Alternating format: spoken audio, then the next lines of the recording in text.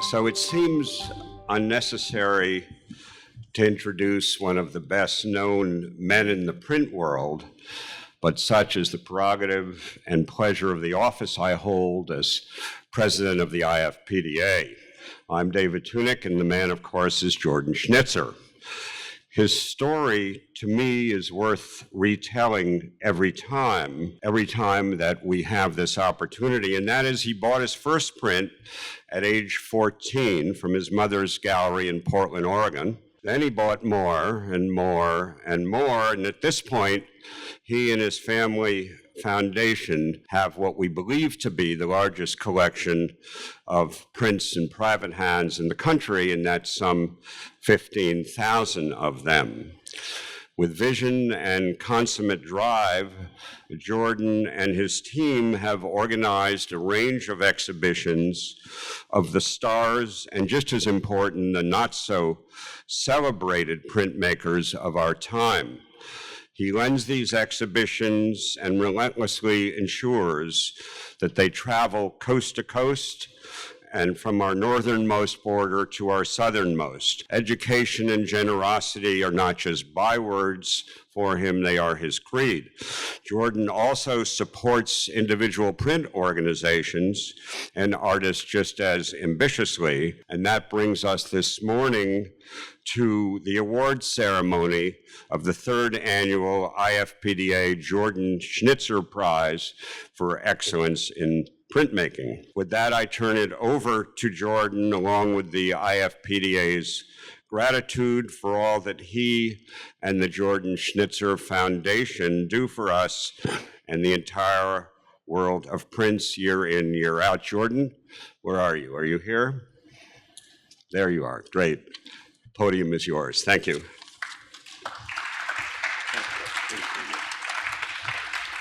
Thank you, David. And the IFPDA does so much for works on paper that we all love.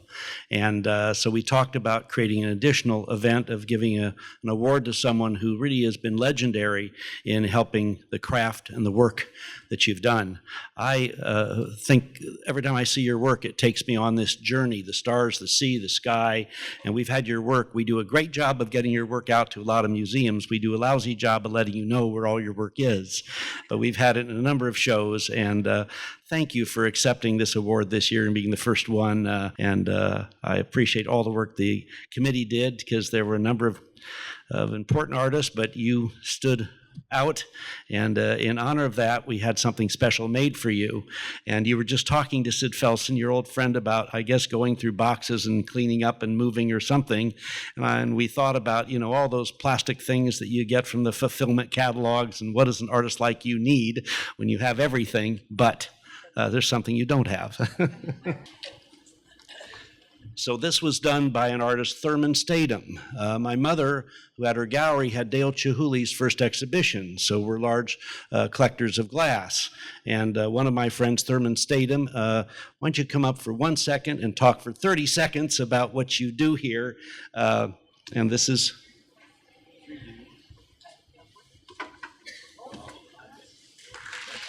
Thank you. I think blue is the color of her work, and I just was in researching who she is, and I just was overtaken by her life, being in a refugee camp, and just all the experience she had. So I'm greatly honored to be able to make something like this for her. So thank you. Okay.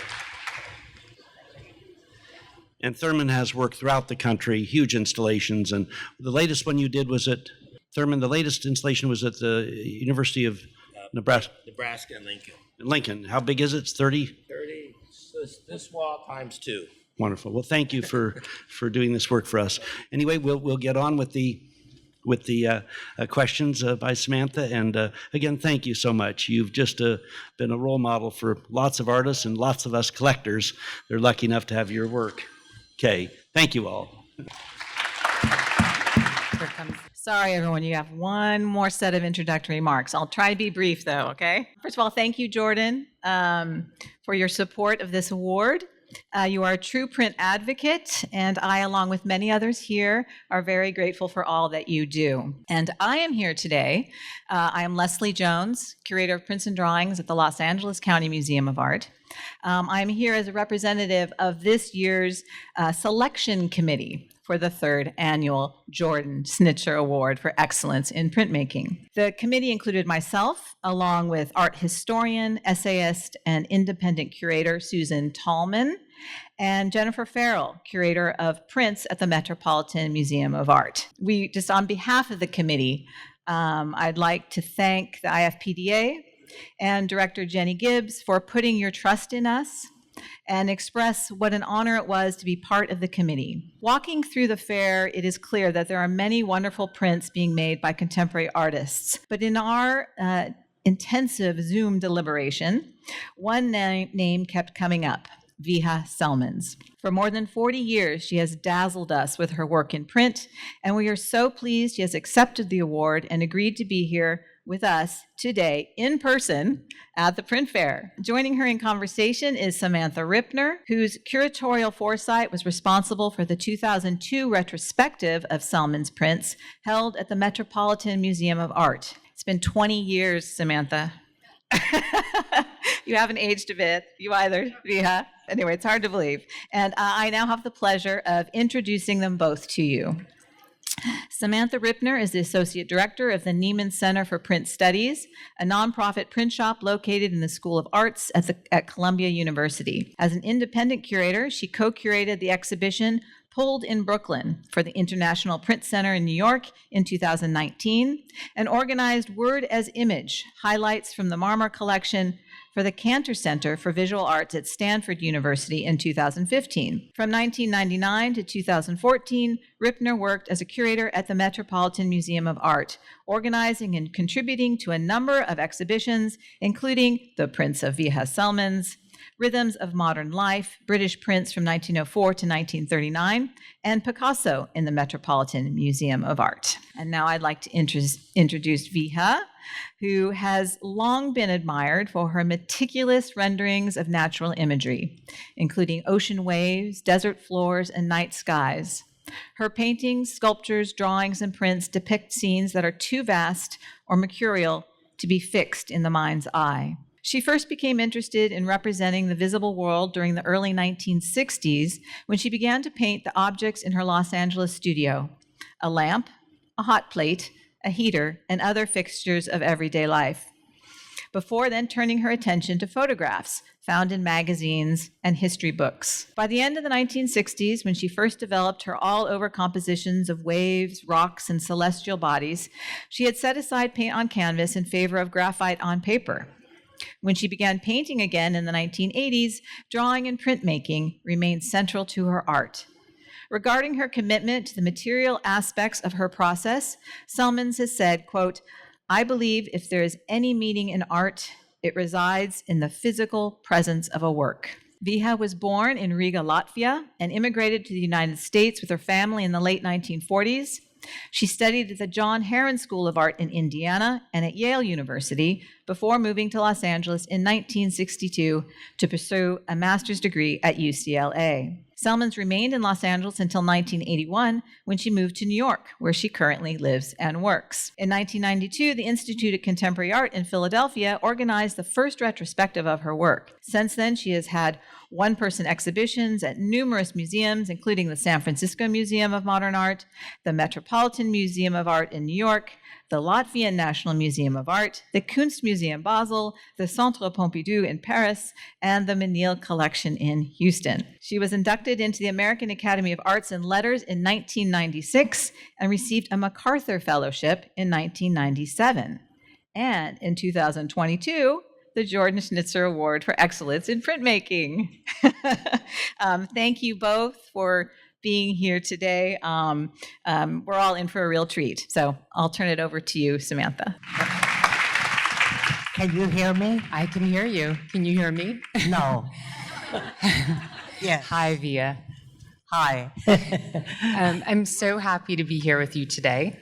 I know, I haven't seen you so long. I know, it's been a really When did long we time. have that show? So, as Leslie said, the show is exactly 20 years old. I pulled out the catalog, and it opened 2 weeks ago today. Oh, my goodness.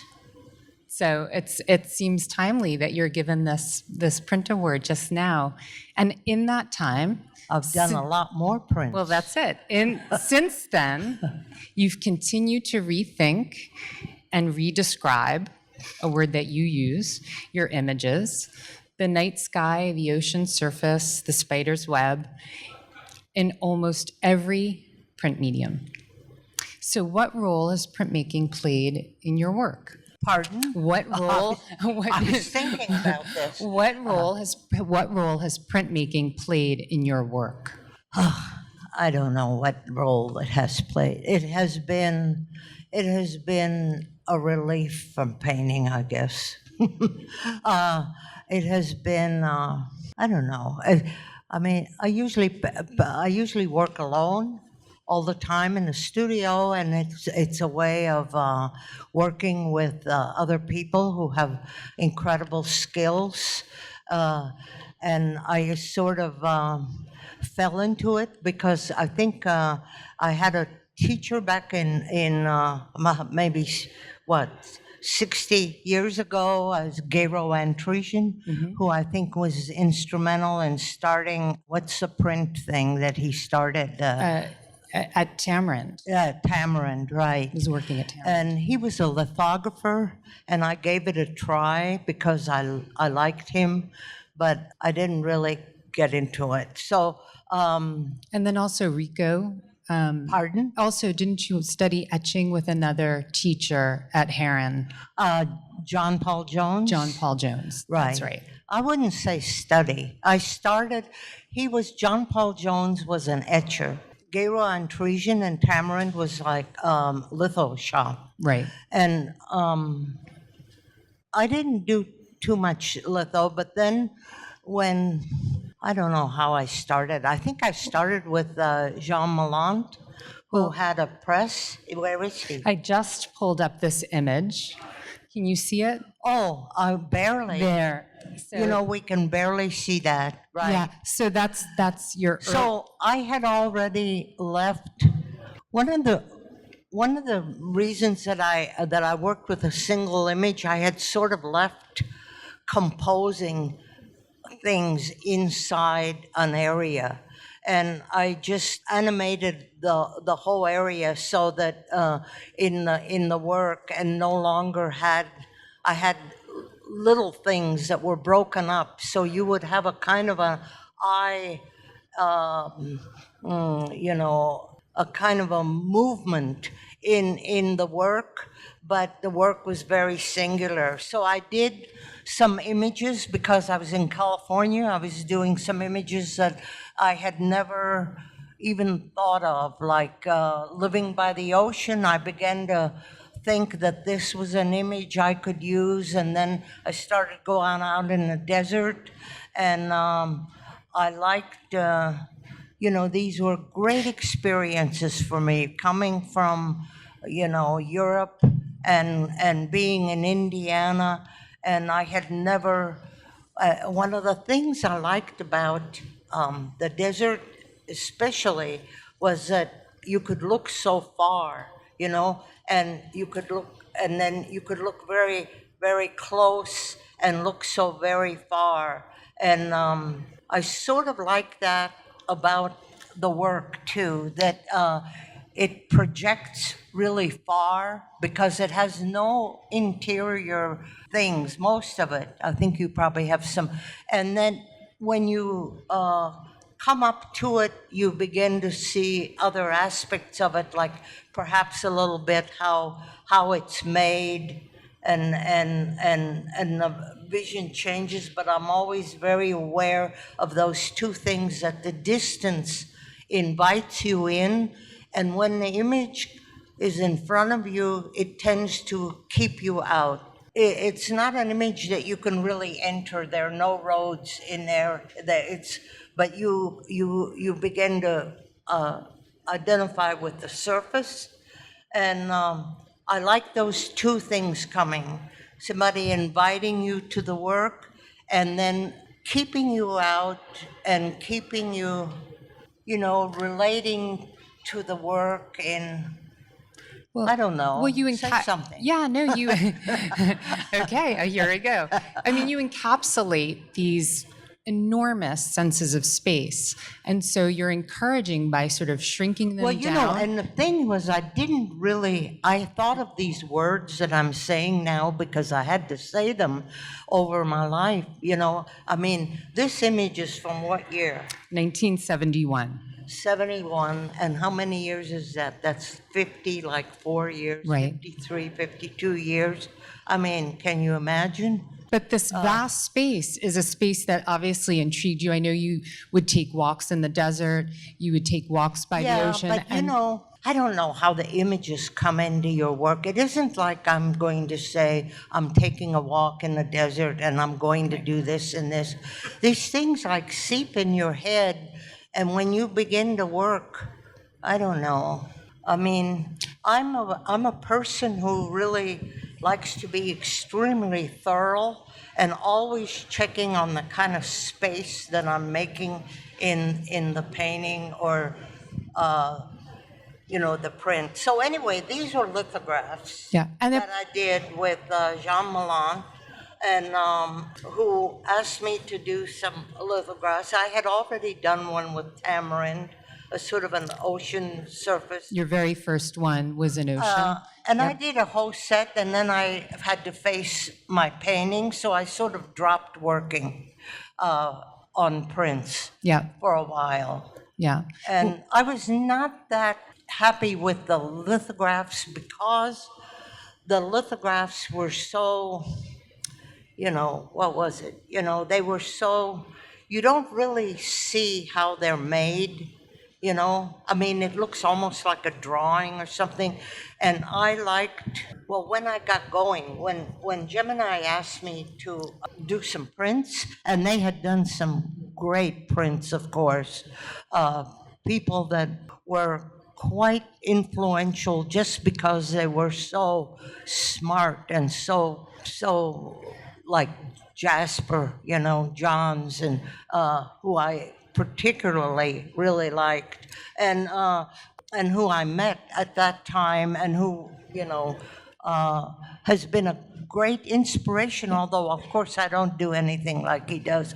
But what I liked about the etching, which I realized right away. Should we, before we jump to, I was going to switch to the Gemini, I have to but let before you we, talk a little before, bit? oh yeah, before we jump ahead, I just wanted to finish off about this work and the notion of you exploring the surface and liking the all-over quality of whether it be the desert floor, whether it be the ocean, whether it be the night sky, and using the image really as a composition. I stop the image. It's hard to talk about it. I stop the image in certain places. I try to make it so you don't leave the painting. It's not really slipping off, so that it remains a surface and remains held in the proportion. I mean, there's a lot of other things that go on. It's not just like cut out. Right. I try to make it stay where it is with subtle kind of manipulation so that it doesn't look like a piece of something cut out. I don't think you can really see that on Yeah, this. no. The borders here are small, slide. but the paper and the printmaking, when you make prints, is really essential how the image sits on the paper. I know that's something you think thinking of proportion, how it sits in a room, because the art is really like you have to experience it. You have to walk up to it. It changes. You meet it. It's an experience, something you have to have with you, not on your cell phone or anything, but alive. Yeah. And did you take to lithography easily since it was drawing directly on the stone and you had been I a like the drawer? stones. Actually, what I liked about lithography were the stones, if you want to know Yeah. the truth. great stones, you Right. know. I don't think they use stones anymore, right? Very few shops use stones. Yeah. now. Yeah. Well, I like the stones a lot. Well, this image, as you said, was made with Jean Malland and Cirrus Editions and the galleries here, and they actually have the portfolio that you made of the 4 images: the night sky, the clouds, the ocean surface, and the Amazing. desert floor, So and they're on long view. So ago. everyone should go look at them, because until you see them in person, it's a completely All different right, experience. So then, So let's forward ahead. Now let's jump to when Gemini. asked me to do, you can't really see that, you guys. When Gemini asked me to come, I thought, oh, so great. And of course, I gravitated. I think they only had a small section that dealt with etchings, and not too many had been done. But I wanted to try etchings. And I had tried some at UCLA with John Paul Jones, making many. And what I liked is, you know, I like to do a lot of physical labor. That's the key. I like the digging in. I like the physical labor of like building an image. And so I had like this little box full of images, because I don't pay any attention really to photography. It's like photographs and images are everywhere. And now they're coming into my house to get me. And they're so, you know, but these images are different because Yeah. they're built and they're in real space, you know? Yeah. So, Well, so I started like just trying different, what do you call it? Different ways of making things, you know. So I started sticking them together. It was just, I would put them on the wall and take a look at them. I would ask the printer, who's Doris Simlink, was a fantastic printer at Gemini, really fantastic printer. And that I've worked with relationship, her for a long yeah, time. that's really one of your closest collaborators in terms of your printmaking. Well, she was a Many years, yeah. terrific printer, and we, you know, you have to get on the same wavelength with a printer, because they do, you know, the other job of printing. And you know, you can't have a print without the printer. Yeah.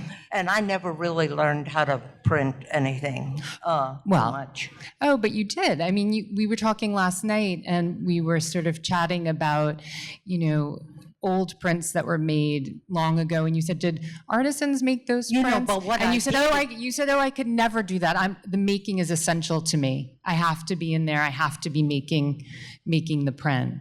Well, I can make the print, but I cannot do the printing, Right. believe me. Right. I am not a printer. Right. Well, so So- how did you and Doris come together to We decide? met at Gemini. Right, but That's to how we met, decide because on- she printed everything at Gemini. Right, but to decide on which process to use, because you were using I just- mezzotint, which is something Well, that you... I was not totally stupid. You know, I knew about mezzotint and different. I had little tools, little needles and things. Did you do tests before you settled on it? First, I think I tried. What do you call it when you just have the needle? You know, Etching or dry No, point? no. Dry point. dry point, right? So I started this little ocean dry point. It just went on, and I liked it. You know, I liked the resistance. You know, that the plate gives with the tool. It resists you. So I like it. You know, I have to go in there and put myself in there. It makes different things. So it's really So the she physicality. suggested a few other things, and then I had all these images, and I began to put them together. I don't know what else. You know, let's see another one. That's the 'cause we Jupiter don't moon. really- There's what is strata. that? Strata. Oh, is Strata. that strata? Yeah. So we had these little plates because it was very difficult to get a big plate. You know, you guys who are printmakers know all this stuff. And, you know, copper plates. And we had little plates. And this is a collection of small plates that have been pushed together. And then I think I have these lines on there, Right. right? I So the can't- grid, when it was printed, so initially the print grid was, like, doesn't come put through. together and had like I don't know. 25 I called plates it strata layers. on a you larger have to aluminum plate. Put some kind of name on things. I'm not really into naming things, but okay. So talk a little bit about the grid. So the grid sort of So the grid explains was the already making. on there, you Right. see? So then I made another grid. I'm a person who likes to cover every nuance of my surface, you know. Right. I don't use it as an image that's on a background. I use the whole thing. The background and the image are together, always talking to each other. Right. And the grid reasserts the surface. It's some sort of order and the structure grid just against you know, the I mean, randomness. the grid was hilarious because there was already a grid on there because it was made out of small Right. things, you know. But I thought So that you I kind of drew said over. it again. Yeah. Like in case you didn't get it, there's a grid. You know. And it also kind of points to how you work with your painting, right? Don't you take Well, I your like source to- and grid out your No, I source don't. image to? Sometimes I grid it out, but sometimes I don't. But I like to think in my work that I've been everywhere. You know, I've been here, I've been there, I've been there. I have the whole thing is a strong surface that, you know, invites you to it and kind of keeps you out. Right. You know, so Right. Let's what move else on. do you want to say? So that's a then, pretty great You know, print. I started putting them together because I don't like to compose. I don't know whether you can call these compositions, but I did a set of four images that were like these fetishy images that I had somehow gravitated toward. And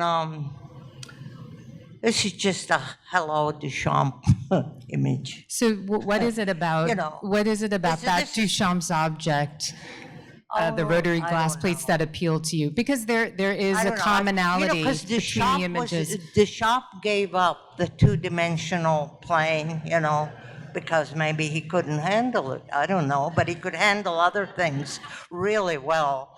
He was a wonderful artist, of course, maybe too influential, but really, you know, I wish I had met him. Actually, I could have met him, but I was too young and something, shy. Anyway, so I always liked this little device, you know. Which you read. So then when I got through with these four images, and I had a little airplane falling in another, I did four images because I was trying out different things at Gemini.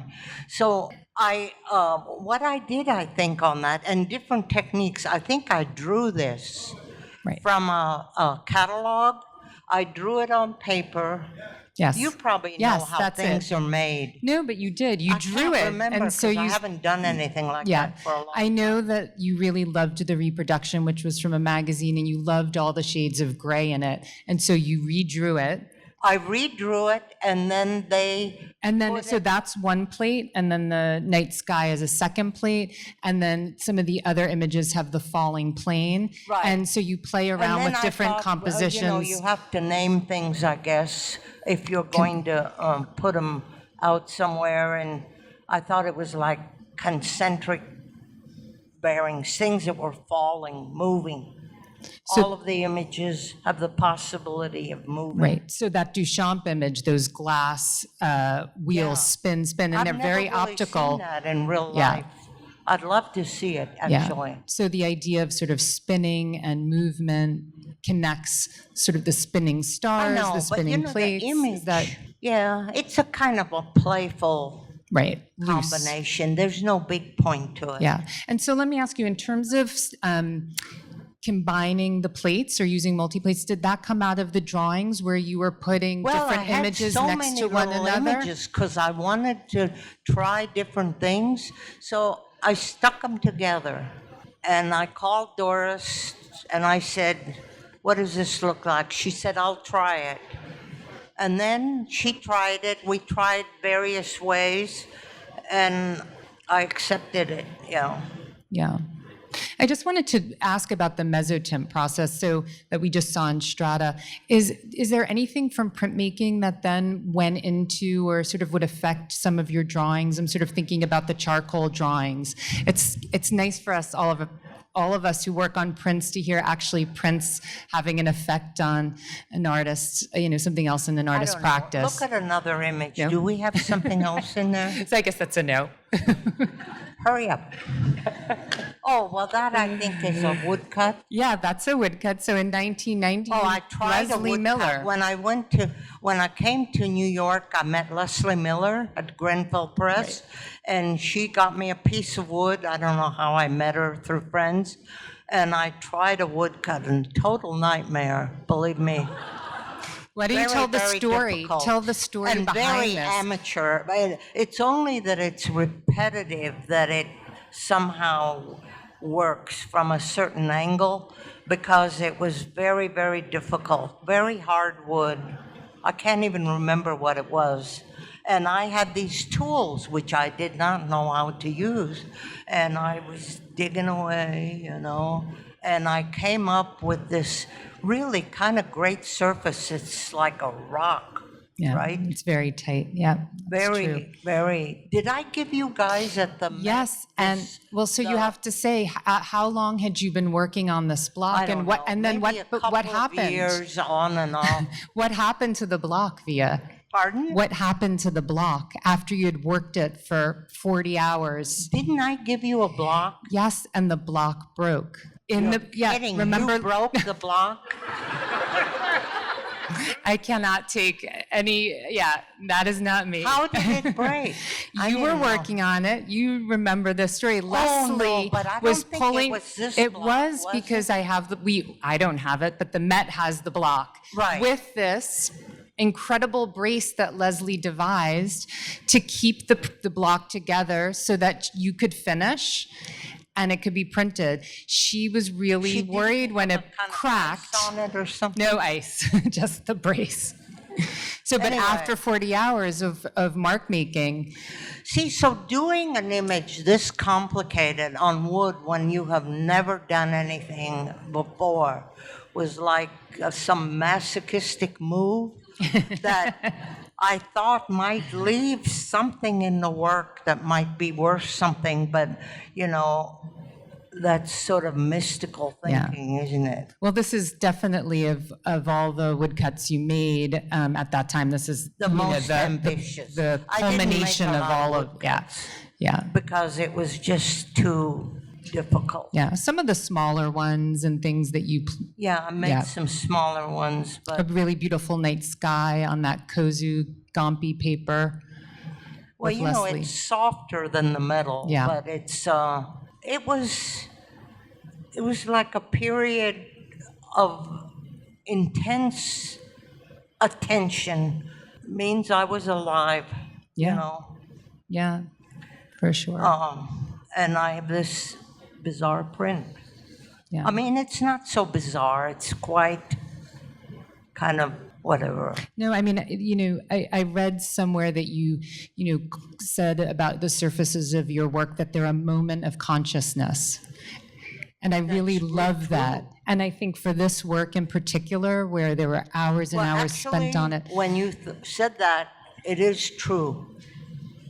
It's like not just a moment of consciousness, but several years of consciousness, of getting it out of myself to be conscious enough to try to solidify this image in another life, I mean, we got water right out there, but it's nothing to do with, the print. Yeah, You have some more? I do. We have some more. Oh, yeah. This is an image I did later, maybe. Yeah, what, 2009. 40 years ago? 2000. 35 years ago? Oh, no. This is 2009. This is Web 5. Oh, then it's. Another Oh, mezzotint. yeah. Then I started doing some mezzotints because somebody suggested it. And that's a very difficult and kind of wonderful thing. And this it starts out black and you have to make it gray. And I had done a few spider webs because I had this thought that I was like the spider making things. And I did a few, and then I found that the image was so exciting for people that I had to drop it. I don't like things that, I don't ever do human beings or anything. I find them too difficult to make into art because they have such psychological,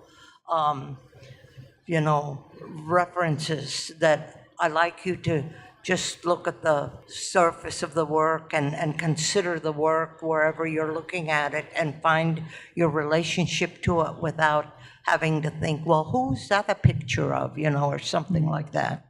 So I don't use those kind of images. This is a kind of an emotional image, and it was so hard to get that black gray. Yeah, well, for anyone who makes mezzotints, to get that quality is pretty remarkable. They understand. So what I did then, Doris was, because I had Doris working, because we had built a relationship that I didn't want to break, Doris and her husband, and they set up their own press. So she got me a pretty big plate, and it was a real adventure. I would send it out. We must have sent things back. She was in California. I was here. We sent it back and forth with nuances because it's sort of hard to see. Yeah. When you're working, whether you have to have a print of it. It was a very, probably the hardest thing I've ever done beside maybe that woodcut too. So, it's one of the, okay. See, I think there's a little bit more. Yeah, there's more. there. Via, do you want to? Don't we have it? Oh, yeah, let's go through. So this and one, This is a complicated thing. also 2009, Amerique, which is really an anomaly in a way in sort of your printed work. Can you talk a little bit about where Okay, the print so- comes So in terms of my the other own- work that in you were my- making? In my, I was going to say real work, in the work where I'm not printing something, which is, I haven't printed that much, really. In my own work, every now and then, I do an object just for the relief of not having to deal with the two-dimensional plane, which is quite a problem, I always think.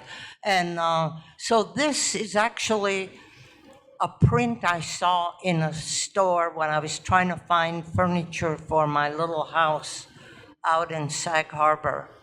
And I reproduced, it's actually an object. Because it comes framed, and the Comes frame is framed, handmade. So I so did the frame here and the background. I had the frame exactly like the thing. I don't think people realize it's not really it's an object. Right, it sort of Found straddles. object Yeah. that has been remade. So when you saw it in the shop, it had a frame on it as well, or did you create the? It was the whole exactly thing. like yeah. I found it. Yes. Yeah, of so it course. sort of straddles this object print kind of thing. Okay. Yeah. So these are, I think, these are the last three prints are from your most recent prints with Doris from 2016, and that's Dark Sky 4, a mezzotint, and then that's Dark Sky 5. Wow, I can't even see. And I think, and you did 5 of them, 5 Dark Skies, all Because I with had different the reason I did shades. those is because I had been painting these paintings, these sort of very dark paintings that are painted over and over and over and over until they're like dark skies, but really barriers sort of against you going out into the sky. I don't know. But they're when you also talk all like different- this, you sound a little bit like an idiot, but No, but one I next- think the people that make art kind of understand all these things But because everybody has to face something. I mean, if we had all of them one next to another, they're all different shades of black Yeah, and gray, like a yeah. scale, grayscale. And they're mezzotints, but they Yeah. were not as difficult because they're not so gray. Yeah. But they were, Is mezzotint one of your favorite no, process? No. not anymore. Well, the I'm reason too I old. ask is because we'll end with these two. This is also from 2016, and ocean surface dry point, which you've done the ocean surface and dry so point a this couple is an times. image. If anybody saw my show, I had like 6 or 7 paintings. How many were there? Yeah, I 6 just, or yeah, 7. let's see. Where I repeated an image that I had done back in 20 years ago to show how your own redoing an image changes the emotional tone of the image and so forth. So then I did this dry point. And you could see this is like I'm a much older person, and I let things be a little softer, I guess. And I let the image show a little bit. And then I did another one Yep. that is So that's the dry point, and that's the mezzotint. And it's yeah, so I the can't see image a is thing on that. the image is the same, but the tip process you use is different, and you get a And I'm wholly through different. with that image. Yeah, but it's amazing that by switching up the process, which is something that you do, you get a completely new image. Both have their own sort of emotional tenor, a little bit, their own emotional right. tone, all That's based right. on the process and the making. Right. And they each have a different light and a different. When did I do this? 2000. 2016. So I don't think I've done anything. No, since this is your last. goodness, This is yeah, your last. yeah. No more prints coming down So the pipe. you know, this was always like a different thing than painting, because painting is really difficult because it's wet. You have to make zillions of different. But now I'm painting. I want you to know, and I'm not Yeah. doing mezzotint. Yeah, Although I guess I have one I started, yeah. but So if mezzotint is such a tough process, why do you keep going back to it? pardon. I said, if mezzotint is so tough and you seem very reluctant about I think it. I and like the I think- darkness, I like the darkness. And you Maybe I don't like it anymore, but maybe I do. well, maybe you like the difficulty of it, right? I mean, Yeah, I the feel like, difficulty to get you to do something yeah, that you may not really want to do, maybe, Right. or something. I mean, it's that idea that sort of out of limitation comes invention, right? And so by maybe not just limiting your subject matter, but also the process that you do, you're because forced to, I don't do a lot of, I leave my experience of making, that is what you look at, So that's one of the only meanings, of the work. It's not like I'm telling a story about my family or no stories, no. It's just image that's been made, Right. And I think And every time, it's of course a different image. I did that whole series of the same image, and surprisingly, very different tones and different feelings to the. I don't know if anybody saw the Met show, but when you walked in the Met, the oceans were in the front in a big wall, and the first one was from '86, and I think 1986. This woman gave it back to me instead of putting it on auction, thank goodness, and I was so happy to get it back for some reason, because I'd had some trouble with that painting, and then I decided to see if I could do it again, and then I think the last one was about 2000 something. And shows, I don't know what it shows. I think you kind of get a sense of things when you look at work, and maybe you have a sense of things now about how I talk about it. It's I don't know. It's a life. yeah, it's a life. And I think, to just end, last night when we were chatting, you said, the art for me is in the making.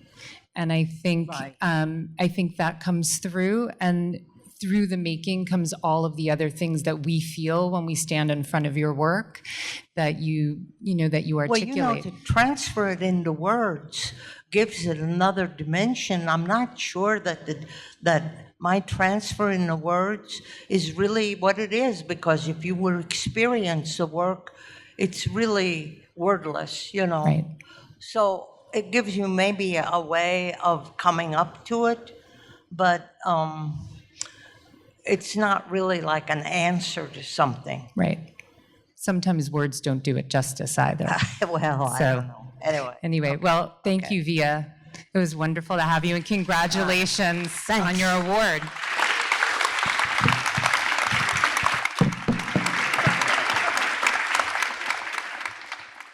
At your home at Sag Harbor, what art is on your walls? What art do you live with? I haven't got it up yet. I'm still looking for the couch. Well, I have some things that I think that Doris had, I don't know. I don't really own a lot of work, and I haven't got a lot of it up either. There's some little gifts people have given me, and there's not a whole, I'm still building my studio out there. Not building it, but putting it into working order. And I've been painting, so I don't have a whole lot. I actually have somebody you probably don't know, a guy named Chaz Gerbedian, who's an Armenian friend of mine from California that I really cared for him as a person. He was a wonderful friend, and he made some works of Doris's that I asked her for them, and I have one of those up that is a really nice work. And I have a couple of little Joneses, but I think they're still sitting on the floor. You have to figure out where to put everything. I need an upholsterer, you guys. Oh, are we asking questions? Hi, I have two questions. The first one would be, you said that you had trouble with the work that came back to you. So what does that mean when you have trouble? I can't hear what she's saying. Can you say it again? The first question would be, you just mentioned that you had trouble with the work that came back to you. Trouble, what does that mean? No, I was happy that she didn't sell it, and I was so happy to get it. Is you talking about the painting that was returned? Yeah. No, I got it that you were happy to get it returned, but you said that you had, with the painting, there was something with you, or maybe I misunderstood it, that you had trouble with the work itself. I was not troubled. I wanted to see if I could do it again 20 years later. Right. Because it was a very complicated image that I actually found in National Geographic, and it had hippos in it. I had to remove those, swimming in this water, and the image had a kind of feeling for me, so I tried it again to see if I could make the image again, and then I tried it again maybe 6 months later. It was just an idea. I don't have a lot of ideas. Okay, what else? Okay. Then the other question would be, the coming year, there's going to be an exhibition in Hamburg. We're going to be paired with Gerhard Richter. Do you like that? To be shown? It's at Kunsthalle in Hamburg. I don't think it's going to be compared with Richter. No. But what's your relationship with Gerhard Richter? Do you like being with? I think one of the things about that show with Richter is that we had some very common themes. Being born in World War II and having to go through it in our childhood, I'm sure left some debris there in your psychology. And I think he sort of relived some of the same imagery. In fact, he had some of the same clippings that I had. It was not easy to get those clippings from World War II because there weren't that many books about anything.